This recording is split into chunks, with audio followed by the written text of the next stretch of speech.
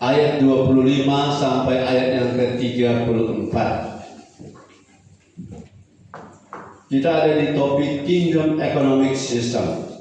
Bagaimana sistem ekonomi kerajaan atau kerajaan Allah itu beroperasi, dan kita bercermin daripada apa yang saya bagikan bagi saudara pada hari ini. 25 sampai 34 Matius pasal 6. Saya undang saudara berdiri.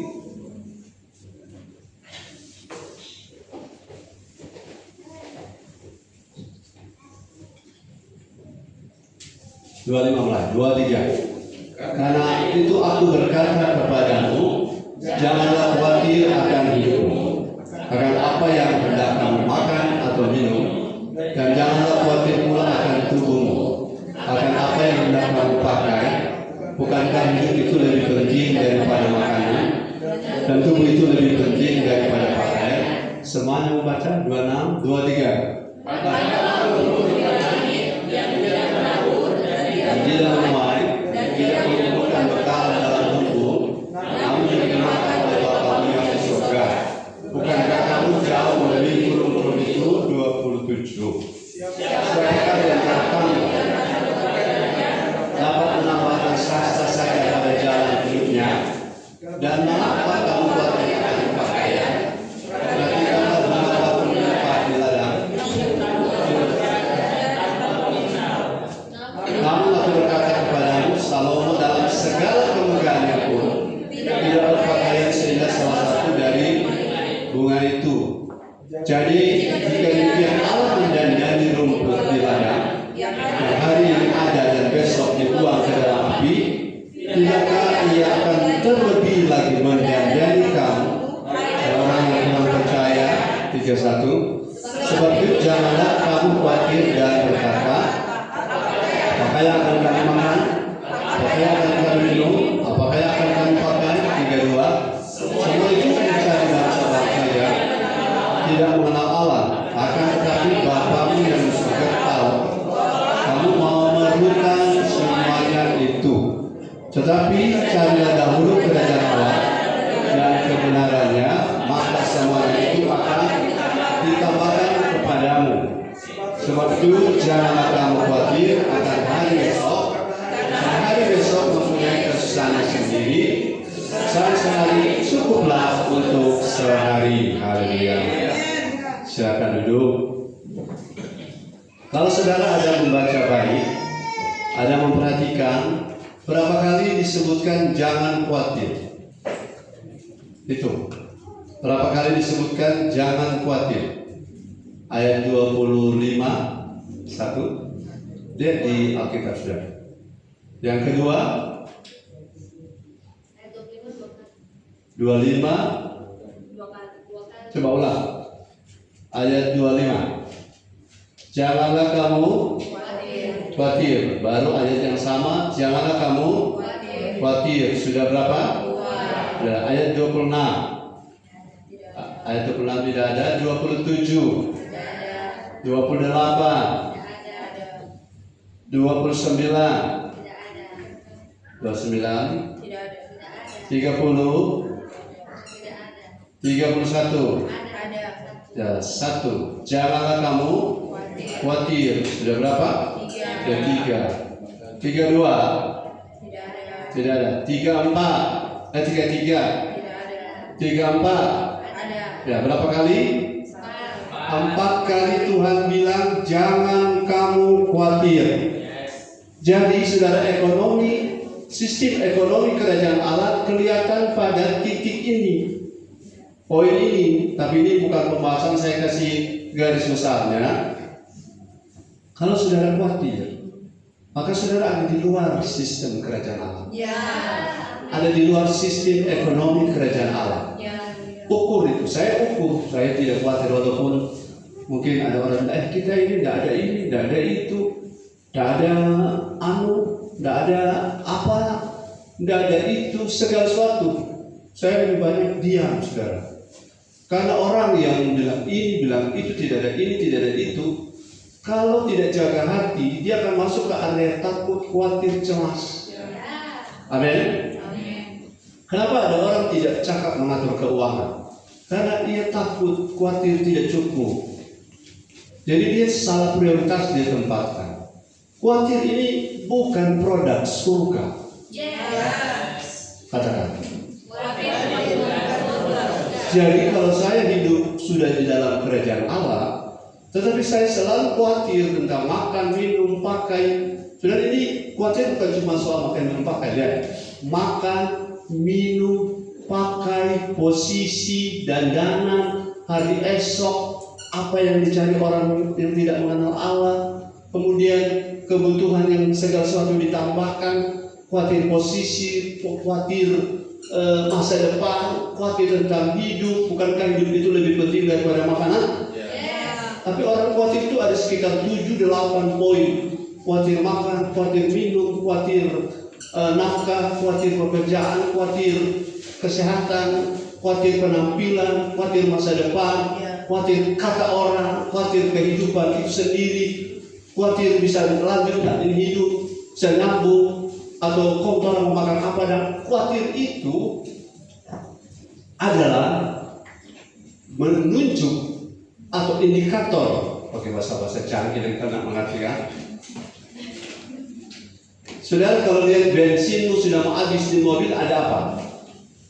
Ada apa? Ya, lihat kalau pakai jarum atau pakai strap, sekurang 1 strap, aduh. Hidup ini sudah berapa strap hari ini? 1 strap pun hidupmu jangan khawatir. Karena kalau kau khawatir, aku tidak sedang hidup dalam dimensi sistem ekonomi kerajaan Allah. Takut tidak cukup, takut tidak prima, takut tidak mantap dikatai orang. Ketika orang tanya berapa anggota jemaatmu, Pendeta Mas, saya jujur jumlahnya saya bilang karena datanya jelas. Yang simpatisan tidak dihitung. Saya bilang jumlahnya. Ada gembala pendeta takut sebut anggota jemaatnya. Karena takut nanti orang bilang kecil, takut orang bilang payah. Saya sebutkan angkanya. Karena saya tahu bahwa kekhawatiran itu akan membuat benih firman tidak bertumbuh. Apa? Kekhawatiran apa? Yaitu kan tanah jenis ketiga, yang benihnya tumbuh di tanah yang bersemak duri. Semak duri itu ternyata adalah konotasinya atau metafora daripada kekhawatiran, ya, kenikmatan, kekhawatiran, kekayaan dan kenikmatan hidup. Nomor satunya adalah kekhawatiran. Jangan pikir hanya orang susah yang khawatir. Jangan pikir hanya orang yang tidak punya uang yang khawatir. Orang sudah punya uang pun tetap khawatir. Orang yang punya uang tetap khawatir. Berarti uang bukan jalan keluar. Kekayaan bukan jalan keluar. Tapi orang tidak khawatir karena hidup dalam sistem ekonomi kerajaan Allah. Firman dan Roh Kudus. Sebelum saya lanjut, mari saya mau disclaimer dulu bahwa sebentar firmannya agak keras.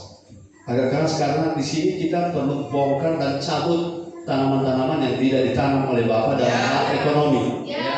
Agak mungkin menyakitkan, tapi kan saya ini Bapak orang tua rohani toh. Jadi saya tidak memiliki maksud jahat di dalamnya. Sejahatnya saya masih saya lebih baik dari orang baik di luar orang tua rohani. Kira-kira begitu ya. Saudara, saya sudah disclaimer tadi. Saudara tidak akan tersinggung? Salah, mesti tersinggung. Cuma sikapnya yang menentukan. Saudara mau rela tersinggung? Yang paling penting sesudah tersinggung sikapnya apa? Aku mau bilang itu buat aku, buat saya. Itu bukan buat saya, itu buat tante sangat. Nah, kalau tersinggung, dia disinggung saya. Memang harus disinggung. Kalau firman tidak menyinggung, sudah sama dengan datang saling tidur, bukan? Tidak menyinggung kalau sudah tidur, bukan? Tapi kalau saudara mendengar pasti akan tersinggung. Tersinggungnya bukan poin, tapi bersikap terhadap tersinggung itu. Itu ke poin. Ayo Pak, sudah paham? Oh, saya tersinggung. Saudara yang diberkati dengan yang tidak diberkati dua-dua tersinggung. Tapi yang tersinggung bersikap negatif itu tidak diberkati. Tapi kalau tersinggung bersikap benar itu diberkati. Nah, saya sendiri memberi diri untuk disinggung oleh firman. Jadi sudah disclaimer dari awal ya, bahwa kita siap untuk dibentuk oleh firman dalam sisi ekonomi. Kan saya tidak suka, saudara juga tidak suka punya jemaat, punya saudara seni, punya saudara seniman satu gereja miskin semua. Kan tidak mau toh? Cuma Yosua yang tidak mau. Saudara mau kaya, jujur, jangan pura-pura rohani. Miskin itu rohani. No, miskin itu dan kaya itu kalau tidak rohani juga sama-sama berdosa. Amin. Jadi tidak karena miskin kita pasti rohani, tidak. Dan tidak karena kaya kita pasti rohani, tidak. Rohani tidak kaitan dengan kaya miskin. Tapi kalau saudara rohani, saudara pasti tidak mungkin miskin. Katakan amin. Yang mau kaya bilang amin. Ya, saya mau jujur, saya mau jadi kaya supaya mudah pergi dengan firman, pergi ibadah, tidak terhalang oleh karena tidak ada uang transport dan lain-lain. Jadi tidak terhalang. Itu tujuannya. Oke. Sudah tangkap bahwa salah satu alat ukur saya ada hidup dalam sistem ekonomi kerajaan Allah atau tidak adalah ada enggak khawatir atau tidak ada enggak khawatir. Kalau ada, mari kita selesaikan. Kalau tidak ada, maju terus. Jangan disombongkan rohaninya. Saya tidak khawatir. Nggak usah ngomong. Diam saja karena kelihatan khawatir atau tidak. Katakan amin. Oleh karena orang tidak cakap menangani kekhawatiran, orang akhirnya tidak hidup dalam dimensi ekonomi kerajaan Allah. Sehingga ketika contoh kasus memberi takut tidak cukup, memberi takut kurang. Jadi itu khawatir kurang, khawatir tidak cukup, khawatir itu banyak sekali di pasal 6 ini. Takut tidak cukup, takut kurang, takut kebutuhan tidak terpenuhi. Itu khawatir yang spiritnya bukan dari surga. Oh ya, amin. Oh yes, amin. Bahwa itu spirit yang bukan dari surga. Sudah sepakat dengan saya? Karena yang ngomong tadi pasal 6 Matius itu siapa? Ya, ayo. Kalau di teks bahasa Inggris di Alkitab tabmu itu tulisannya merah. Merah artinya yang ngomong adalah bukan yang putih, berarti bukan putih semuanya. Tapi ini ditangkap waktu Yesus waktu itu ngomong. Jadi dia bilang jangan khawatir sampai berapa kali? 4 kali bro. 4 kali sis. 4 kali dia bilang jangan khawatir guys. Bilang kita jangan khawatir. Jadi kalau saudara sharing dengan sesama anggota CG, adalah kita ini, aduh, itu bukan sharing, itu curhat. Amin. Kan curhat tidak dibutuhkan curhat di sini. Karena yang kita butuhkan adalah ekspresi roh kita. Kita share, saya bisa handle ini. Karena firman mengubah mindset saya, pola pikir saya. Ternyata, katakan ternyata. Khawatir itu bukan cuma salah, khawatir itu dosa. Sudah katakan dengan keras, khawatir itu dosa. 2, 3. Belum keras. 2, 3. Jadi kalau ada kata jangan, itu berarti Tuhan tidak suka kita sentuh itu, bukan? Amin. Jangan masuk. Kalau saudara masuk akan kena sanksi. Jangan khawatir. Kalau saudara khawatir, aduh, Pak Pendeta, Pak Gembala, kita kan masih manusia. Itu berarti kamu mau tinggal di situ. Kamu mau tinggal di level itu, saya tidak mau. Ikuti saya tidak mau tinggal di level itu. Haleluya. Maksud saya ikuti hidup saya, bukan ikuti kata-kata saya. Ikuti hidup kami, bahwa kami tidak mau tinggal hidup di level khawatir. Amin. Tapi saudara sudah katakan juga, sudah global itu, ikuti hidup kami dan ikuti kata-kata saya. Saudara berkeinginan? Jangan takut hidup dalam kekhawatiran itu dosa. Khawatir cuma saudara berhubungan langsung khawatir dengan apa? Maaf, jangan terkan sudah disclaimer di awal, tidak tersinggung. Yang berkaitan erat dengan khawatir itu kalau sakit apa? Yang berkaitan erat orang khawatir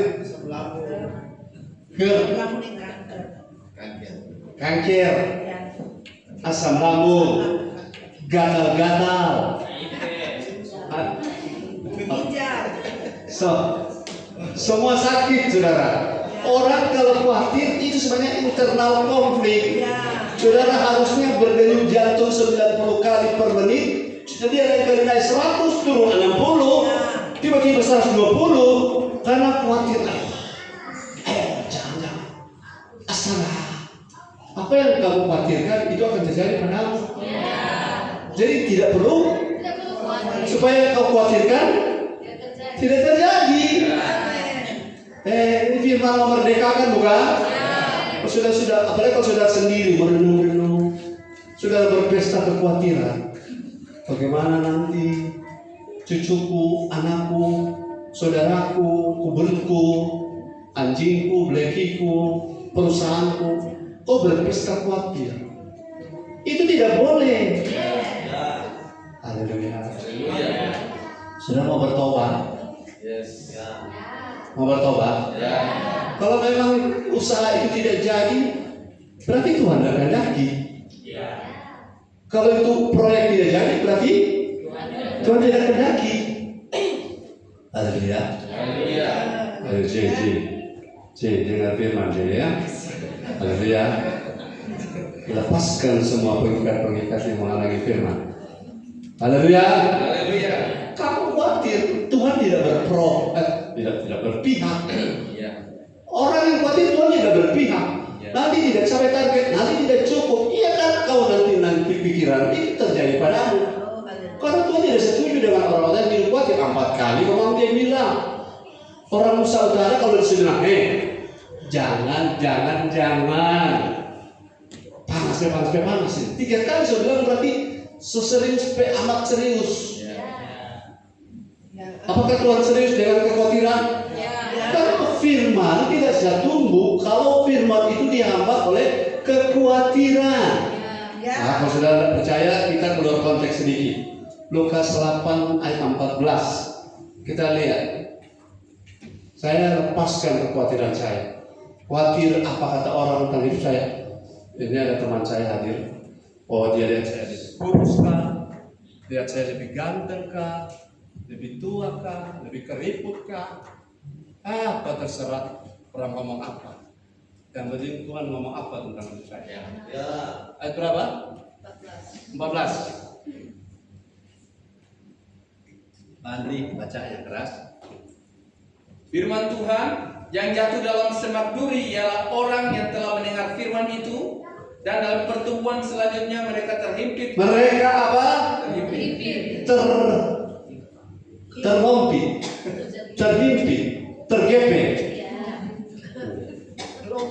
Lompit. You know lompit?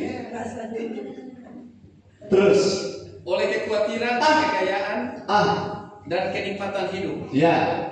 Sehingga mereka tidak menghasilkan buah yang mantap. Puji Tuhan ada buah, tapi tidak mantap. Terima kasih. Bahaya kekhawatiran ini 3 faktor yang membuat firman tidak bertumbuh di tanah yang bersemak duri adalah 3 kekhawatiran. Ya. Kekayaan yang cara dapatkannya tidak benar, dan kenikmatan hidup yang menjadi tujuan hidup. Wah, saya kerja keras itu tuh apa? Nikmati dong, ya? Nikmati dong. Salah. Tujuan hidup kita ini, tujuan bekerja supaya memudahkan uang di tangan kita, memudahkan kita untuk melakukan apa saja supaya kita mudah menjadi serupa Kristus. Baru itu tujuan hidup yang benar. Kita pertama bagi Tuhan. Dan nikmatkan hidup, enjoy dong. Kita kerja keras kok kita tidak diberi kesempatan untuk menikmati. Kamu salah. Karena kenikmatan hidup membuat firman tidak bertumbuh. Banyak orang kaya Manado tanggal 24 Desember berangkat ke luar negeri, pulang 24 Januari. Selama itu tidak ibadah. Betul? Dan mereka tidak peduli. Kalau saya rugi tidak ibadah sekali. Tidak dengan firman sekali rugi. Karena uang sebanyak apapun tidak lebih berharga daripada hadirat Allah.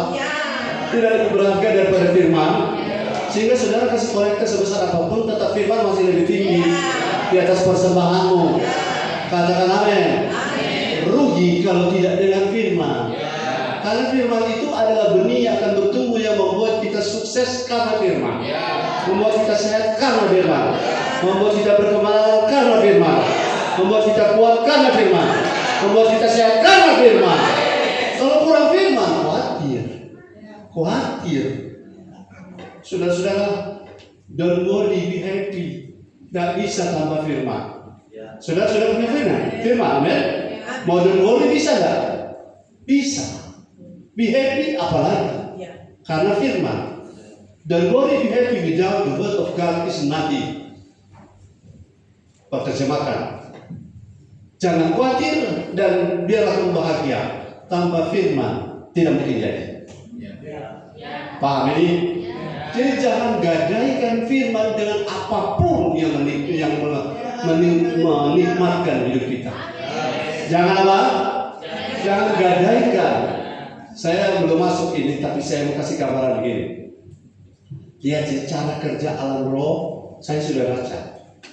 Setiap kali ada sesuatu yang menghalangi saya melayani secara akurat, ketika dia beroperasi, dia bermanifestasi, saya menunjukkan sikap dewasa di situ. Contoh, kalau ada perdebatan, ada perselisihan, saya pilih diam, matikan daging, karena saya sudah kenali roh itu. Dia akan membuat saya tidak sejahtera melayani, tidak leluasa bicara, tidak memiliki right standing. Siapapun yang orang manapun. Paham ini? Atau ada tren begini, minggu ini tidak ibadah, kenapa? Motor rusak. Minggu depan tidak ibadah karena ada acara. Minggu depan tidak ibadah, anak sakit. So berapa? Ketiga. Minggu depan ada anak sakit, DPD sakit. So berapa? So 4. Minggu depan lagi ada kemaus masuk hitam. Kalau saudara perhatikan ini, hidupmu akan makin ke bawah, makin akan turun, karena kita tidak bisa terbang tanpa firman. Kita tidak bisa naik membumbung tinggi tanpa firman. Kalau kau makin lama makin kurang firman, maka filosofi dunia akan masuk. Ibadah tidak ibadah sama saja. Kerja juga kan itu ibadah. Ya kan? Lihat pada orang Kristen tidak benar, jangan ikuti Kristen yang tidak benar. Banyak Kristen yang akurat, tapi sudah tidak bertemu. Haleluya. Sampai sini sudah tangkap, bilang haleluya. Jadi sistem ekonomi kerajaan Allah itu lebih banyak kepada nilai-nilai hidup, bukan teknik-teknik mencari uang. Lebih banyak kepada nilai-nilai hidup. Saya kasih contoh.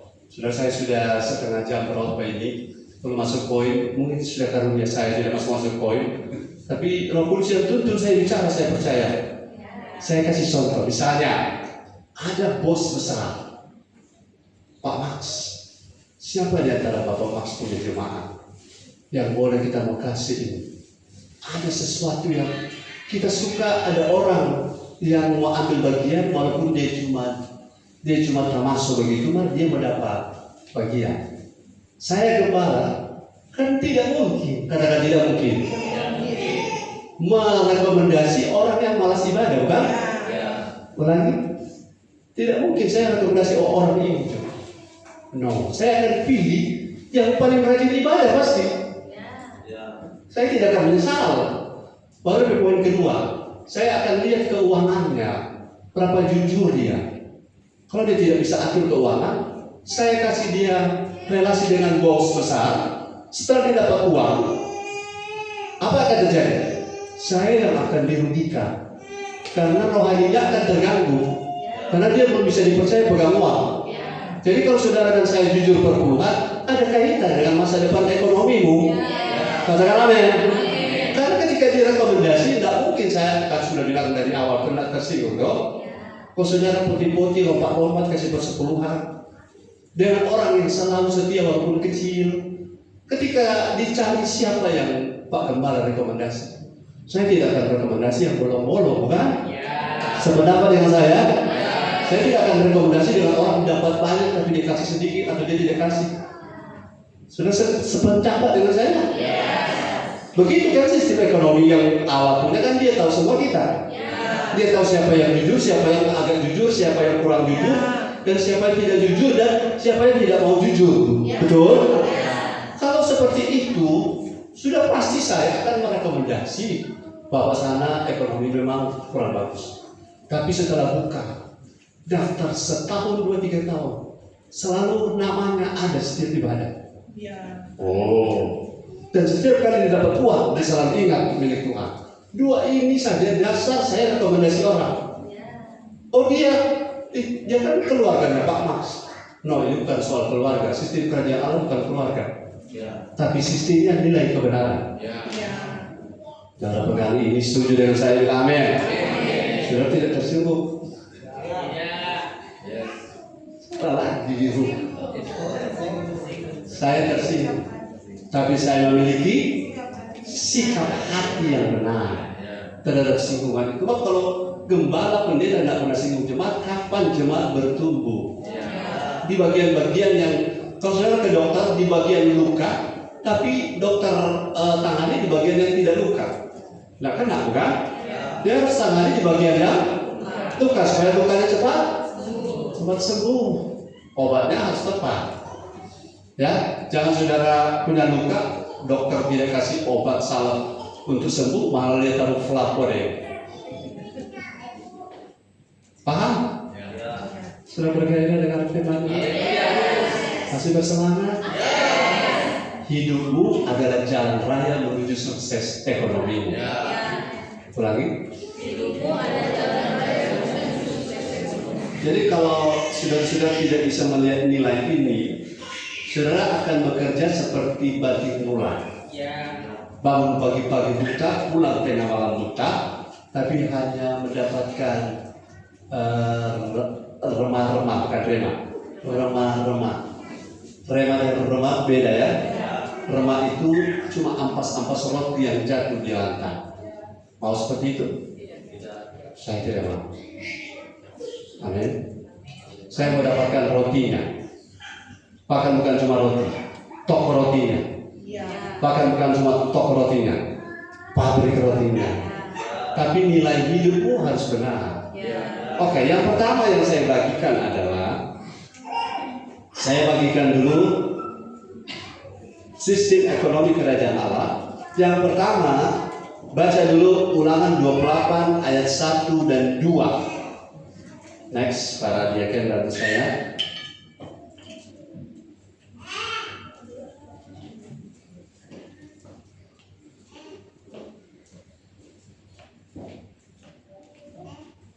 Ada sukacita? Amin. Baca. Jika engkau baik-baik mendengarkan suara Tuhan Allahmu dan melakukan dengan setia segala perintah yang kusampaikan kepadamu pada hari ini, maka Tuhan Allahmu akan mengangkat engkau di atas segala bangsa di bumi. Ayat 2. Segala berkat ini akan datang kepadamu dan menjadi bagianmu jika engkau mendengarkan suara Tuhan Allahmu. Haleluya. Saya agak cemburu dengan mic itu. Coba diperbesar sih, tambah sedikit ini. Ini yang ditambah. Saudara mau diberkati? Tidak. Amin. Yang serius, saudara mau diberkati? Amin. Tidak. Amin. Segala berkat ini akan datang kepadamu. Tapi ayat 1 bilang apa? Ayat 1 ini kuncinya. Jika engkau baik-baik mendengarkan suara Tuhan. Nah, baik-baik itu saudara sudah bisa jelaskan ya. Saudara bisa mendengar firman apa yang saudara dengar. Dari siapa saudara mendengar? Bagaimana cara saudara mendengar? Apakah saudara simpan firman itu atau saudara cuma jadikan ilmu? Atau saudara hidupi atau tidak? Itu yang akan membawa berkat pada hidup kita. Jadi saudara, saya sudah tidak lagi pusing sekarang mengajarkan orang. Jangan terlalu serius kerja. kalau engkau tidak serius bangun hidup. Ulangi, jangan terlalu serius kerja kalau engkau tidak serius bangun hidup, karena semua yang engkau kerja di kerjamu akan hancur.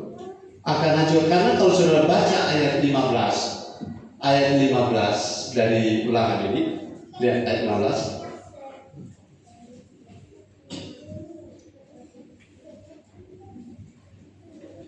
Ya, baca.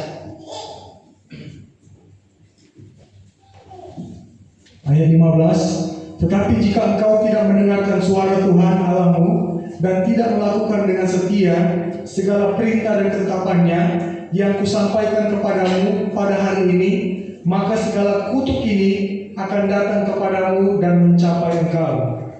Kebalikannya, jika saudara tidak respon firman dengan baik, benar, maka yang akan datang bukan berkat. Dan ayat ini tidak poles, dia langsung bilang lawan dari berkat adalah kutuk. Berapa banyak orang hidup dalam keadaan terkutuk? Kenapa? Poin di atas tidak terjadi. Tidak dengar suara Tuhan, tidak lakukan dengan setia. Bagaimana lakukan karena tidak mengerti? Bagaimana mengerti tidak fokus dengan firman? Bagaimana fokus? Pikiran khawatir harus dibuang. Apalagi untuk dengar firman supaya fokus, khawatir harus dibuang, bukan disimpan, dibuang. Supaya firman bisa masuk, dan kalau firman bisa masuk kita mengerti, bukan? Kalau kita mengerti, kita akan bisa melakukan, bukan? Supaya otosolan yang orang isi pertalite karena tidak mengerti. Akhirnya saudara bisa melakukan, kemudian melakukannya dengan setia. Kalau itu terus terjadi, every day, every moment, itu akan membuat ekonomimu terbuka pintunya. Jangan saudara, jangan kerja, masih tidur sudah dapat. Haleluya. Jangan kerja, saudara masih tidur sudah ada orang tunggu. Tapi kalau tidak bangun hidup, saudara sudah banting tulang, beberapa tulang sudah patah. Hasilnya hanya untuk bayar hutang. Paham atau tidak paham ini? Paham. Yang paham kasih jempolnya. Jadi kita paham, nomor kita tidak mampu. Nah itu paham, itu adalah sisi sudah menangkap Roh Kudus kasih pemahaman. Tapi berserah, jangan berusaha, berserah pada Roh Kudus. Waktu saudara eksekusi jadi. Kalau saudara eksekusi dengan kekuatan Roh, tidak bisa. Kalau eksekusi pakai Roh Kudus, bukan pakai minta kekuatan Roh Kudus. Karena Roh Kudus bukan alat, bukan barang. Katakan haleluya. Mau contoh kutuk? Mau lihat contoh? Jangan saudara, saya diberkati. Ayat 16. Ayat 16 ini contoh kutuk. Terkutuklah engkau, sama-sama semua. Terkutuklah engkau di. Jadi orang mulai berpikir, kita pernah cocok di kota. Jadi pindah ke desa, ke kampung, di ladang. Tapi setelah pindah di kampung, payah juga di kampung. Bukan kampung dan kotanya, bukan tempat tinggalmu yang membuat engkau seperti itu. Saya pernah waktu ada pergumulan besar, pergi Amerika jauh mas, pergi di Jakarta, pergi Surabaya, akan hebat. Enggak. Kalau ini tidak berubah, biar tinggal di Amerika jadi sampah di Amerika. Betul? Sudah jadi apa di Jakarta kalau hidup tidak berubah, akan jadi jongos. Karena hidup tidak berubah, tidak akan ada harapan ekonomi. Nah ayat ini bilang, kok di kota tetap terkutuk. Kerja, saya punya kerjaan kok ini yang serabutan. Mau serabutan kah, mau gonovo kah, mau tamburo kah, yang menentukan adalah hidupmu. Karena kerja serabutan kalau hidup benar akan terbangun dan berkembang. Kau karyawan lama-lama jadi majikan. Karena hidupmu benar. Tangkap ini. Jadi bilang pada anak-anak muda, sia-sia kasih modal pada anak-anak muda. Anak-anakmu sendiri kau kasih modal tapi tidak mau ibadah, sia-sia. Itu buang-buang apa? Buang-buang doi. Kasih modal pada anak, harus lihat anaknya mau enggak bangun hidup. Kalau tidak akan sia-sia. Sia-sia Hidup tak terbangun kalau punya uang, akan habis begitu saja. Lagu terbaru. Kasih modal, kasih anakmu, tapi kalau dia tidak cinta Tuhan, akan habis. Kan seperti itu anak bungsu loh. Sebagian harta orang tua dia bawa pulang apa? Pulang bawa waktu pergi kece, pulang kere. Jadi buka mata orang tua, buka mata. Modal anak-anakmu bukan duit. Ulangi, modal anak-anak bukan duit, tapi apa? Hidup benar. Katakan haleluya. Jadi bagaimana kalau ada duit, tahan dulu. Kita mau kasih kalau mana mau hidup benar. Kalau orang begitu, mau juga hidup benar walaupun ada terpaksa sedikit. Malah akhirnya kan karena orang takut, orang kasih lolos. Padahal dia akan pakai salah. Yang salah juga bukan dia saja, kita yang tidak berhikmah. Karena uang harus di-manage. Saudara kasih uang kepada pemabuk jadi apa dia? Dia akan berikan botol. Tapi kalau saudara kasih uang kepada orang yang cinta Tuhan, dia akan pakai untuk mencari nafkah supaya hidupnya lebih mudah datang cari Tuhan.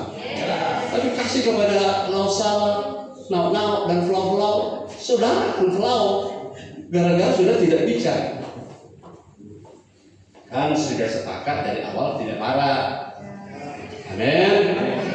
Yang mau berubah secara ekonomi kerajaan Allah, katakan amin. Sayang orang tua, sayang anak, sayang keluarga, itu baik. Tapi harus lebih menyayangi Tuhan. Lewat menerapkan firman. Jangan kasih modal pada anakmu kalau ia tidak mau hidup benar. Karena hari matimu pun dia tidak akan datang. Bayangkan itu. Oh, ini kan inspirasi yang jarang-jarang didapat di luar tuh. Yang biasa sudah dapat apapun keadaan, Tuhan mengerti segalanya. Dan Tuhan pasti akan buka jalan apapun yang kau putuskan. Tuhan pasti akan bela. Dengar saya kalau bernubuat jangan gagal. Engkau pasti sukses. Apapun keadaan di rumahmu, Tuhan selalu pasti buka jalan. Saya bilang pendeta ini pendeta upahan, gembala upahan, harus kasih tahu. Jika engkau dengar firman baik-baik, lakukannya dengan setia, segala berkat ini akan datang kepadamu. Baru itu firman yang benar. Sudah tunggu. Saya melihat ibu sana, bapak sana. Saya melihat ada serombongan orang kaya sedang mendekati hidupmu, dan saya beriman bahwa mereka sudah dekat. Padahal dia tahu itu tanda sana Carlota. Itu tidak benar. Itu memperkosa kebenaran untuk keuntungan manusia. Di sini tidak begitu. Firman di atas segalanya, amin. Jadi ada orang memang saya sudah rasa orang tidak tahan dari dengar firman di New Life of Christ. Karena firman di sini yang ada neko-neko. Karena kalau tidak berubah adalah orang ibadah-ibadah. Amin. Kira sedikit coba di sini. Motor pulang agak kosong. Amin. Kira dekat Tondano, amin. Dan di Kupang. Di Kupang dan Tondano bilang amin. Nah, keras. Bilang amin. Nah, kalau mereka bolak-balik tiap minggu sejauh itu kemudian firman tidak berubah, nanti hari Tuhan sama saja. Sama saja. Ya kan?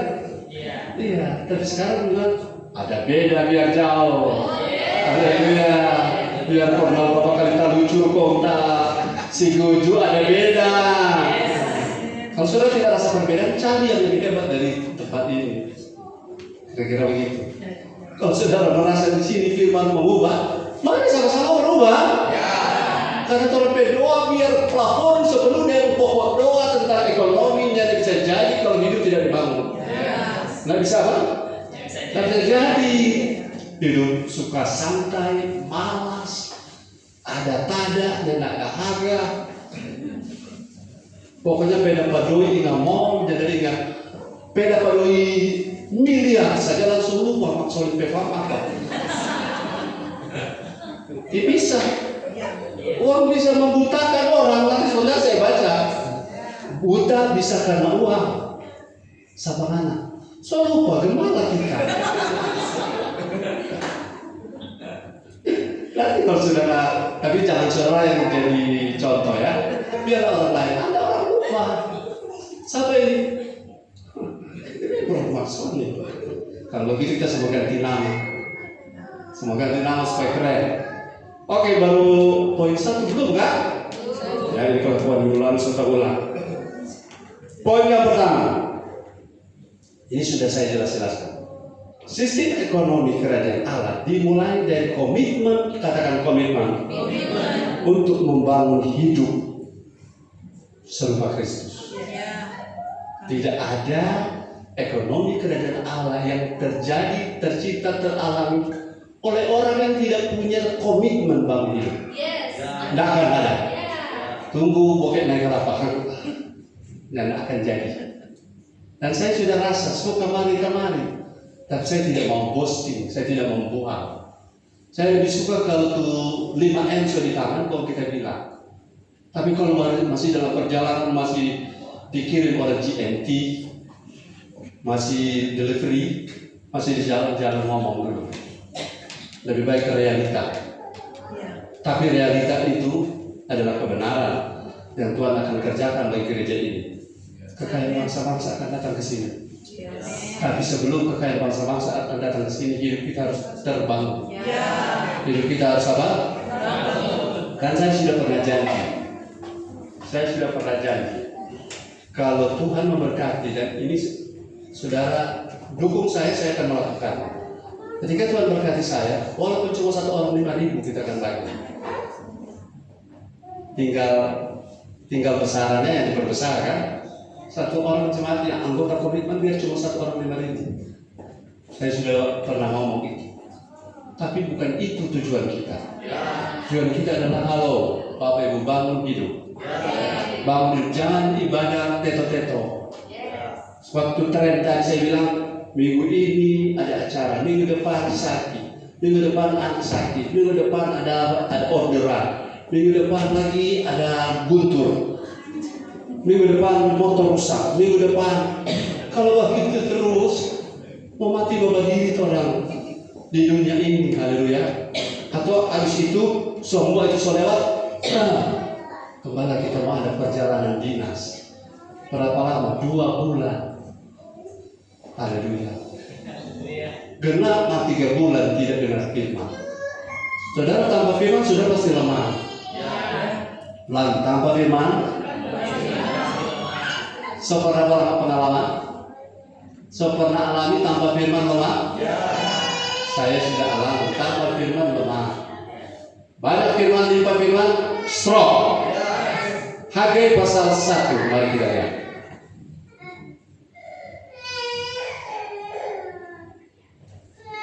Hagai pasal 1 ayatnya yang ke mulai ayat 1. Pada tahun yang kedua sama-sama, atau tolong bantu baca, nanti saya suruh berhenti. Ya kan, silakan. Hagai 1 ayat 1. Pada tahun yang kedua zaman Darius, Raja Darius, dalam bulan yang ke-6, pada hari pertama bulan itu, datanglah firman Tuhan dengan perantara Nabi Hagai kepada Zerubabel bin Shealtiel, Bupati Yehuda, dan kepada Yosua bin Yosadak, imam besar, bunyinya. Beginilah firman Tuhan semesta alam. Bangsa ini berkata, sekarang belum tiba waktunya untuk membangun kembali rumah Tuhan. Rumah Tuhan ini secara personal adalah kita, secara korporat adalah kumpulan kita. Secara fisik waktu itu baik Allah di Yerusalem. Lanjut. Maka datanglah firman Tuhan dengan perantara Nabi Hagai. Bunyinya, apakah sudah tiba waktunya bagi kami untuk mendiami rumah-rumahmu yang dipapani dengan baik, sedang rumah ini tetap menjadi reruntuhan. Oleh sebab itu, beginilah firman Tuhan semesta alam. Perhatikanlah keadaanmu. Consider. Terus. Kamu menabur banyak tetapi membawa pulang hasil sedikit. Kamu menabur tetapi membawa pulang hasil sedikit. Terus. Kamu makan tetapi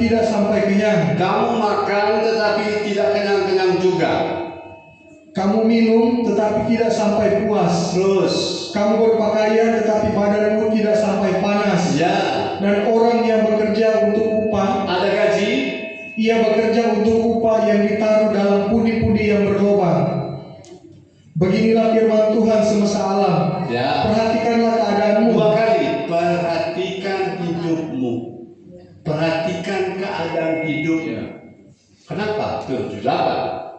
Jadi naiklah ke gunung, Nah. bawalah kayu dan bangunlah rumah itu. Maka, Aku akan berkenan kepadanya ya, dan akan menyatakan kemuliaanku di situ. yes. Tuhan, 9. kamu mengharapkan banyak, tetapi hasilnya sedikit. Banyak, berharap guntur di langit, air di tempatnya sudah dipecahkan, sudah ditumpahkan. Tapi hasilnya sedikit. Terus kalaupun ada hasil, terus Dan ketika kamu membawanya ke rumah, ketika hasil yang kurang sedikit dibawa ke rumah, apa terjadi? aku mengembuskannya. Tuhan terbang semua. Terus, Oleh karena apa? ya. Demikianlah firman Tuhan. Oleh semesta karena alam. apa? Oleh karena rumahku, hidup saudara dan saya, korporat bergereja ini tetap lanjut. Oleh karena rumahku yang tetap menjadi reruntuhan. Siap. Sedang kamu masing-masing sibuk dengan urusan rumahnya sendiri. Ya, 10. Itulah sebabnya langit menahan embunnya, Itu sebabnya open heaven tidak terjadi. Dan bumi menahan hasilnya. open earth tidak terjadi. Terus, Dan aku memanggil kekeringan datang ke atas Tuhan bumi. yang panggil, bukan kekeringan datang sendiri. Ulangi, Tuhan yang panggil kekeringan, tidak datang sendiri. Tangkap ini saudara. Mau mengalami sistem ekonomi kerajaan Allah, bangun hidupmu sebagai rumah Allah. Bangun gereja lokal kita sebagai tempat kediaman Tuhan. Bangun itu. Kalau tanpa bangun itu, ini akibatnya jelas. Terus, Ke atas gunung-gunung, kekeringan datang. Terus, ke atas gandum, gandum, ke atas anggur, anggur kering, ke atas minyak, minyak jadi kering. ke atas segala yang dihasilkan tanah. Minyak kalau kering tersisa apa? Tai minyak. Sudah masih semangat dengan firman? Allah memanggil kekeringan. Kekeringan datang? Datang berarti yang panggil itu Allah, bukan datang sendiri. Saudara, kalau saudara lagi susah-susah, itu mungkin Tuhan yang panggil untuk kesusahan ekonomi itu datang padamu. Karena hidupmu mungkin engkau lagi ogah, enggan, emok, tidak mau bangun lagi. Sementara dulu suka, karena tidak mau lagi. Saudara tahu? Dulu. Apa sebab orang mengalami stagnan? Karena ada roh yang saya mau bilang, namanya roh familiarity. Katakan familiarity. Familiarity itu begini. Dan minta maaf ya, ini kan sudah sepakat dari awal. Saudara siap untuk mengalami berkat ekonomi kerajaan Allah? Harus ada transformasi, bukan? Begini, bahaya familiarity itu begini. Kalau saudara masih pacaran, itu rasa suka, rasa hormat, rasa apa yang rasa-rasa? Ada rasa berdebar-debar, ada rasa apa? Mabuk cinta, seperti yang kamu alami. Itu perasaan itu membuat kita sedang membawa bunyi. Kita tahan toh, apalagi mau bunyi. Tunggu, saya buka toilet, bangun toilet kita. Tapi kalau sudah menikah, itu the spirit of familiarity. Makin akrab, makin dekat dengan Tuhan. Tuhan kan teman kita. Itu tuh keakraban itu berbahaya. Karena keakraban itu menghilangkan rasa hormat. Makanya anak-anak dengan orang tua jaga inilah itu rasa hormat, karena itu rasa sayang orang tua itu disalahgunakan. Saya sebagai orang tua rohani mau akrab dengan saudara, tapi jangan salah gunakan keakraban sebagai alasan untuk tidak hormat, alasan untuk tidak menghargai lagi. Oleh sebab itu firman jadi biasa-biasa saya. Nanti kalau ada tamu, luar biasa, padahal belum tentu hidupnya.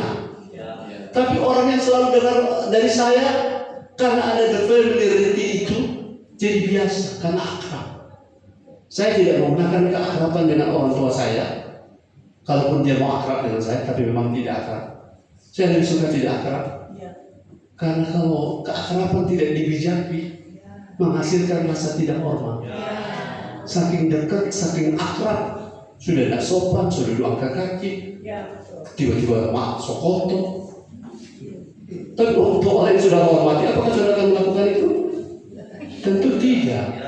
Makin akrab, makin harus dijaga rasa hormatnya. Apa boleh akrab? Boleh. Tapi karena saudara tidak cakap dalam hal menjaga rasa hormat, lebih baik ada jaraknya. Haleluya. Saya berpikir begini, gereja yang terlalu akrab tidak ada tantangan, satu waktu akan terbongkar. Karena semua rahasia sudah diketahui oleh yang akrab denganmu, dan lama-lama gampang terbongkar. Apa tadi? Ke atas anggur, atas minyak, atas segala yang dihasilkan tanah, ke atas manusia, hewan, dan ke atas segala hasil usaha. Kekeringan datang karena siapa? Ulangi, kekeringan datang karena siapa? Disebabkan oleh apa? Rumah hidup yang tidak terbangun, yang bahasa tadi bilang tinggal beruntung. Kenapa runtuhan? Saudara boleh orang sabar, tapi kalau engkau orang suka tersinggung, itu runtuhan. Engkau tidak suka tersinggung, tapi engkau negatif, itu runtuhan. Engkau mungkin bisa bersyukur, tapi engkau sekaligus juga sombong, itu runtuhan. Karena syukur dan sombong bisa susun sama-sama? Tidak bisa. Cuma yang bisa susun sama-sama kasih, sukacita, dan sejahtera, kebaikan, kemurahan, kelemah lembutan, itu bisa susun sama-sama. Tapi sabar dia Carlota itu berantakan. Hidup yang berantakan sama dengan loyang bocor. Loyang bocor bisa isi apa? Bisa isi air, tapi selalu karena kantong seperti kantong bocor. Saudara ada rasanya kantong bocor? Saya juga akan mengajarkan tentang manage keuangan. Kalau lampu boleh kasih mati, jangan sebenarnya dia sepanjang hari. Saya mati kalau tidak digunakan. Itu kan pemborosan. Amin. Kalau sudah ke tas masih ada 10, jangan dulu beli tas. Itu pemborosan. Gayanya mantap, tapi dompetnya kosong. Karena gayanya. Itu orang-orang berpesta itu perlu ada apa itu? Transformasi. Gaya mantap, tapi utang di sini sama. Orang sekarang sudah tidak bisa ditipu. Karena sekarang sudah ada BI checking, BI checking. Kalau sudah lupa kredit, terperiksa itu daftar BI checking. Oh, dapat dia. Jadi yang paling penting apa? Hidup kita terbangun. Bukan apa yang kita bawa-bawa tas Hermes atau apa itu.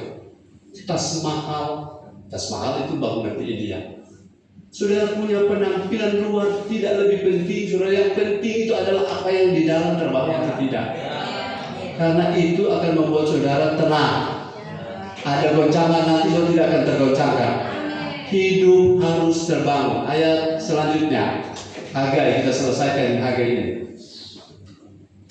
Karena saya berpikir ada yang tidak baca-baca kitab, jadi jarang yang tiba di Hagai, baru di Keluaran sebenarnya. Ayat 12. Lalu Zerubabel bin Shealtiel dan Yosua bin Yosadak, imam besar, dan selebihnya dari bangsa itu mendengarkan suara Tuhan. Mereka mendengarkan suara Tuhan. Mereka respon. Saudara, ini yang namanya Zerubbabel ini jabatannya apa? Bupati. Sedang bupati mendengar peraturan cuma pala. Betul? Bupati ini dengar. Terus. Dan juga perkataan Nabi Hagai. Ya. Sesuai dengan apa yang disuruhkan kepadanya oleh Tuhan dalam mereka. Lalu takutlah bangsa itu kepada Tuhan. Lihat, waktu firman Hagai sampaikan, ini bangsa berubah atau tidak?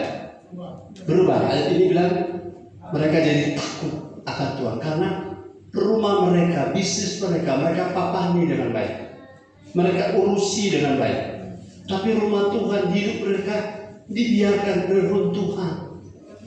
Dan akhirnya dapat teguran dari kitab Hagai, bukan? Hagai cuma fokus satu, bangun hidupmu, bangun baik Allah. Cuma 2 orang dari pasal atau 3, tapi dia jadi nabi cuma fokus kasih tahu ke Zerubbabel, ini rakyat ini miskin begini gara-gara baik Allah tinggal dalam Tuhan. Hidup kita personal, korporat, kalau di gereja New Life of Trust ini cuma seperti orang-orang kumpul tidak tersusun rapi. Orang ini dalam Tuhan semua. Sudah mau tersusun rapi, makanya ada tatanan, amin. Dan saya minta maaf kalau saudara salah paham. Tatanan itu bukan hukum Taurat.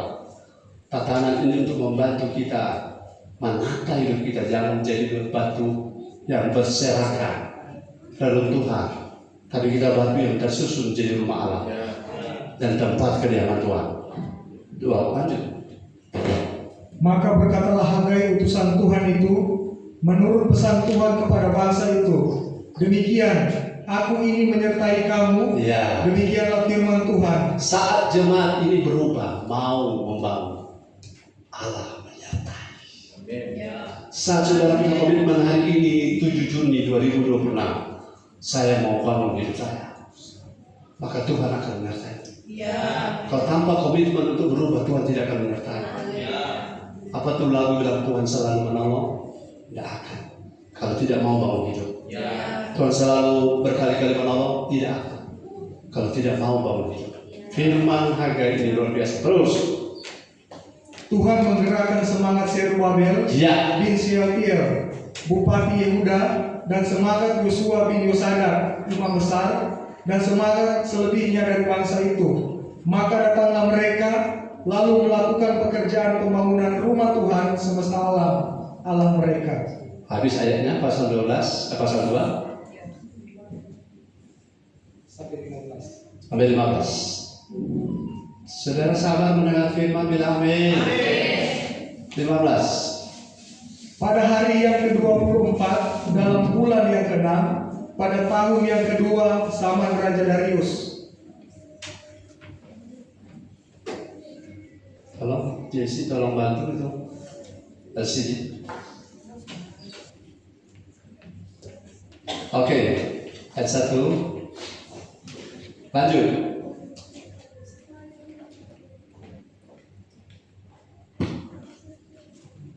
Dalam bulan yang ke-7 pada tanggal 21 bulan itu datanglah firman Tuhan dengan perantara Nabi Hagai. Haleluya.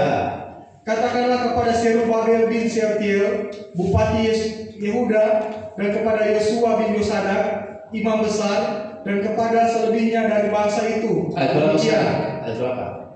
Pasal 2 ayat berapa? Ayat 2. Ayat 2. Sekarang ayat 3. Sudah ayat 4 sekarang. Oke, saudara sabar dengan firman ya. Masih adakah di antara kamu yang telah melihat rumah ini dalam kemegahannya semula? Dan bagaimanakah kamu lihat keadaannya sekarang? Bukankah keadaannya di matamu seperti tidak ada artinya? Oke, saudara, kalau saudara pernah cinta mula-mula, pakai bahasa cinta mula-mula, kan bersemangat sekali bukan? Hujan panas, sakit, sehat, bersemangat sekali bukan? Tapi kediaman Tuhan di hidupmu itu mulai lagi tidak lagi terurus, mulai berantakan. Kalau pernah ingat waktu itu, sekarang kembali. Supaya apa? Supaya kemuliaan Tuhan muncul melalui hidup kita. Karena orang pernah lihat sekarang seperti kalau hidup tidak terbangun, seperti tidak ada arti. stres, marah-marah, tidak ada arah, buka usaha, gagal, ditipu, ada cita-cita menjadi ini, jadi itu tidak jadi. Ayat 5. Tetapi sekarang kuatkanlah hatimu, hai Zerubabel. Sekarang mau bangun hidup. Sekali lagi, saudara mau bangun hidup, kuatkan hatimu, kuatkan, teguhkan hatimu. Haleluya. Terus. Demikianlah firman Tuhan. Ya. Kuatkanlah hatimu, hai Yosua bin Yosadak. Yes. Amin. Imam besar, kuatkanlah hatimu, hai segala rakyat negeri. Demikianlah firman Tuhan. Bekerjalah, sebab aku ini menyertai kamu. Yes. Demikianlah firman Tuhan semesta alam. Berapa kali disebut kuatkan hatimu? Ayat ini lihat. Berapa? 2 atau 1 atau 3? Lihat ayat ini berapa kali kuatkan hatimu? 1, 2, berapa? 3 kali. Kuatkan hati saudara jemaat New Life of Christ. Kalau lagi bangun hidup jangan lemah. Kalau lagi bangun hidup ada pengharapan. Kalau lagi bangun hidup jadi serupa Kristus, pintu akan terbuka. Ayat ini selanjutnya, ayat 6. Sesuai dengan janji yang telah kuikat dengan kamu, Ya. pada waktu kamu keluar dari Mesir, Ya. dan rohku tetap tinggal di tengah-tengah kamu. Yes. Janganlah takut. Jangan takut kalau mau bangun hidup. Maju terus. 7. Sebab beginilah firman Tuhan. Dengar. Sedikit waktu lagi, maka aku akan menggoncangkan langit Kalau saudara bangun hidup, Tuhan akan goncang langit dan bumi, laut, artinya seluruhnya digoncang. Ikuti pelan-pelan karena ini ayat-ayat berikut yang bergairah sekali untuk kita dengar. Dengar ayat 8. Aku akan menggoncangkan segala bangsa. Dengar ini ayat 8, semuanya sama-sama. 2, 3. Aku akan menggoncangkan segala bangsa. Segala orang yang berani dan tidak segala bangsa datang mengalir, maka aku akan memilih rumah ini dengan kemudahan firman Tuhan semesta. Ya, aku akan menggoncangkan segala bangsa sehingga barang yang indah-indah kepunyaan segala bangsa datang mengalir kemana? Ke rumah Tuhan, ke hidup saudara, ke kumpulan korporat kita, batu-batu yang tersusun. Allah akan mengirim kepunyaan segala bangsa datang apa? Mengalir. Saudara, mengalir dan menetes bedanya apa? Mengalir itu volumenya besar, menetes itu volumenya kecil sekali yang akan datang dari masa depan kita. Itu mengalir segala barang yang indah-indah, mengalir ke hidup saudara, mengalir ke gereja lokal yang mau membangun hidup serba Kristus. Saya sangat percaya yang penting kita korporatnya sama, strong doktrin, strong covenant, strong frekuensi sama. Kalau kita sama, dia akan mengalir secara korporat. Sudah percaya ini? Ayat yang ke-9. Kepunyaan pula perak. Dengar, Tuhan punya itu perak. Perak. Dan kepunyaan pula emas. Tuhan yang punya itu batako, Tuhan yang punya itu besi, Tuhan yang punya itu kol, wortel, Tuhan yang punya itu barito rica, bawang tomat, Tuhan yang punya itu asuransi, Tuhan yang punya itu perusahaanmu. Amin. Demikianlah terus. Demikianlah firman Tuhan semesta alam. Dan ayat 10, lihat ini pengharapan Tuhan akan pulihkan kita. Adapun rumah ini, kemegahannya yang kemudian akan melebihi kemegahannya yang Waktu saudara cinta mula-mula, kalau pakai istilah cinta mula-mula, berapi-api, bersemangat, itu akan lebih hebat kalau bangun hidup sekarang. Akan lebih dahsyat kalau bangun hidup sekarang. Katakan amin. Terus, firman Tuhan semesta alam. Dan di tempat ini aku akan memberi damai sejahtera. Demikianlah firman Tuhan semesta alam. ayat 11. Pada tanggal 24 bulan yang ke-9, pada tahun yang kedua zaman Darius, datanglah firman Tuhan kepada Nabi Hagai. Ya. Bunyinya, beginilah firman Tuhan semesta alam itu. Tanyakanlah pengajaran kepada para imam. Haleluya. Andai kata seseorang membawa daging kudus dalam punca bajunya, lalu dengan puncanya itu ia menyentuh roti, atau sesuatu masakan, atau anggur, atau minyak, atau sesuatu yang dapat dimakan, menjadi uruskah yang disentuh itu? Ya. Lalu para imam itu menjawab, katanya tidak. Duduk. Saya kasih suatu pemahaman ini. Kalau tanganmu kotor, lagi katakan. Kalau tanganku kotor, saat aku sentuh pekerjaan bisnisku, semuanya jadi kotor. Halo. Kalau tanganku kotor, apapun yang ku jamak, apapun yang ku sentuh, apapun yang ku kerjakan, jadi kotor. Apakah Tuhan berkenan?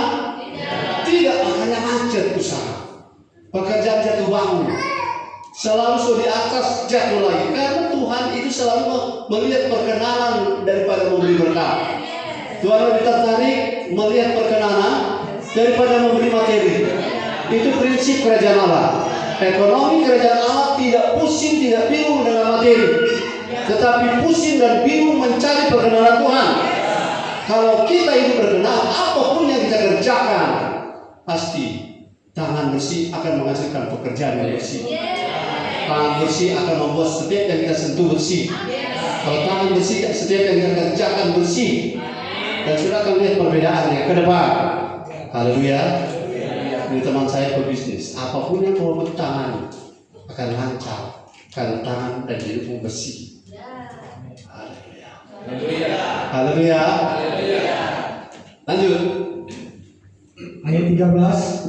Berkatalah pula Hagai, jika seseorang yang najis oleh mayat menyentuh semuanya ini, menjadi najiskah yang disentuh itu?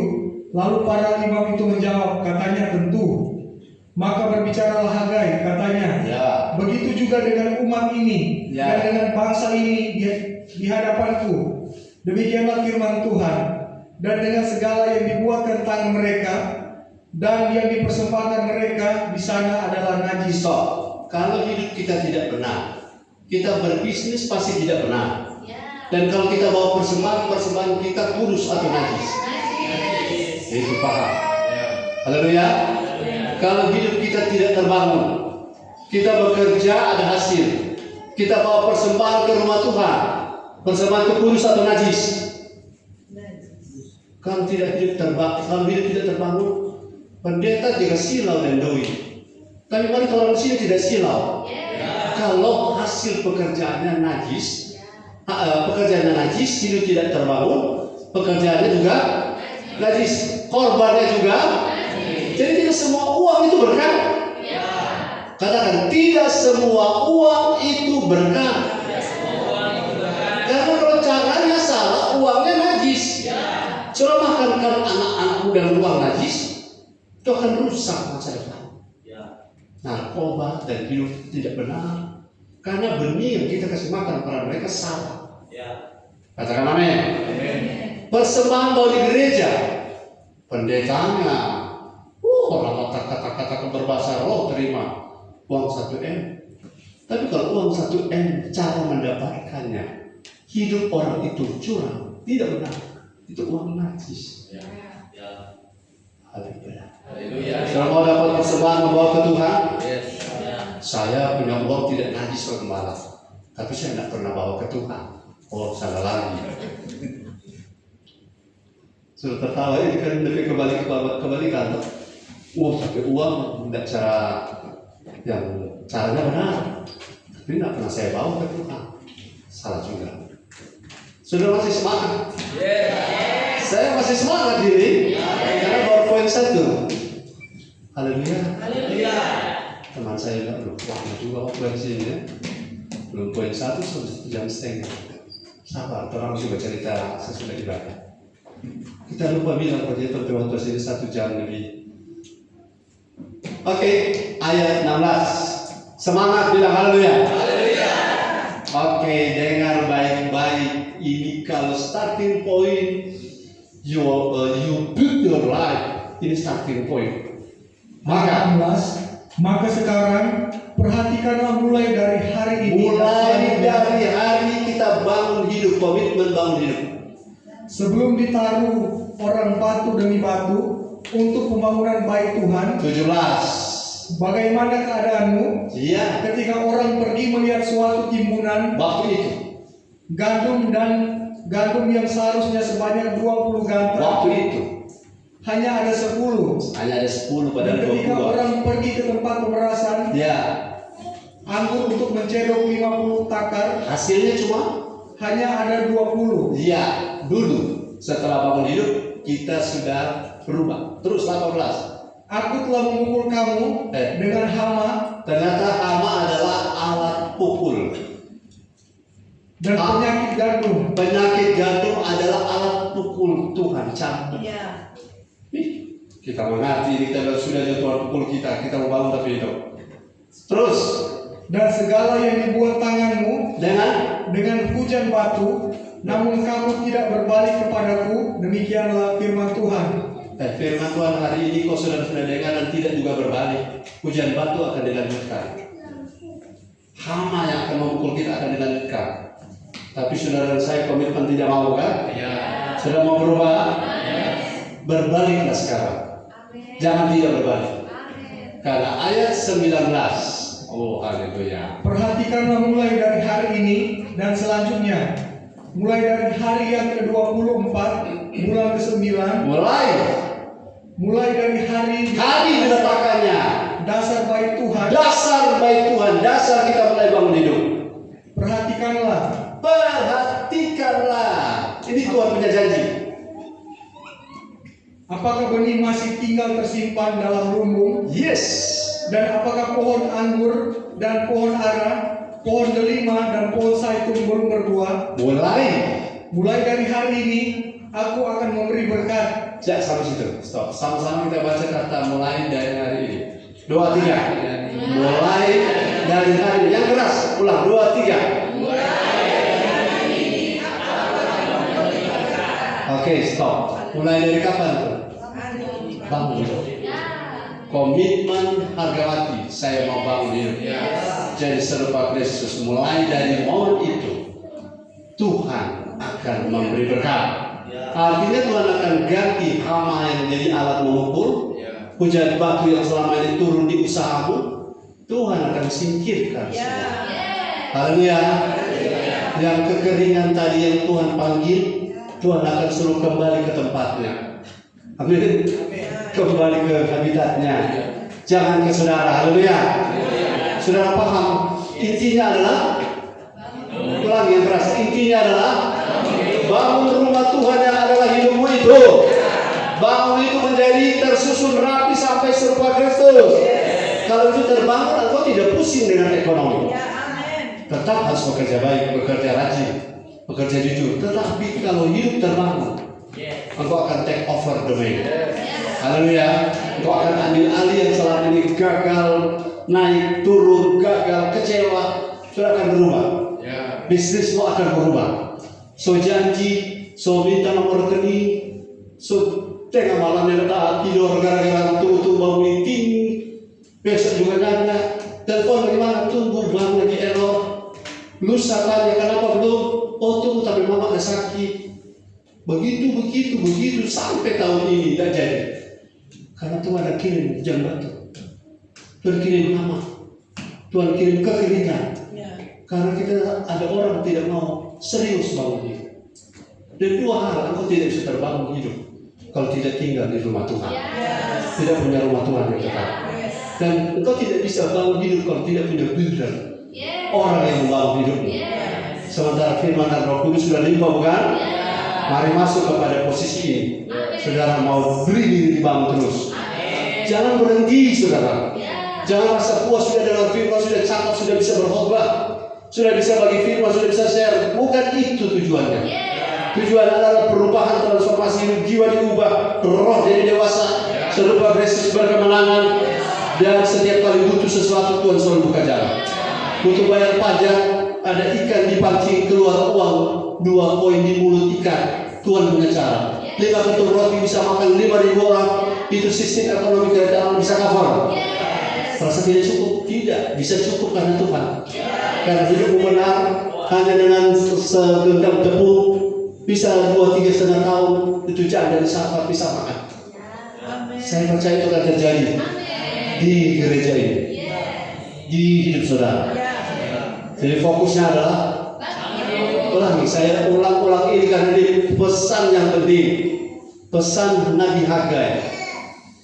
Kalau di sini pesan Nabi maksudnya bangun, jangan membuat rumah Tuhan hidupmu itu berantakan. Karena Tuhan punya rencana untuk menyemarakan rumah tempat kediaman. Haleluya. Angkat tangan kita berdoa. Terima kasih untuk firman. Terima kasih untuk Roh Kudus tuntun kami. Terima kasih untuk roh kami yang bergelora. Kami tangkap firman, kami makan firman, dan kami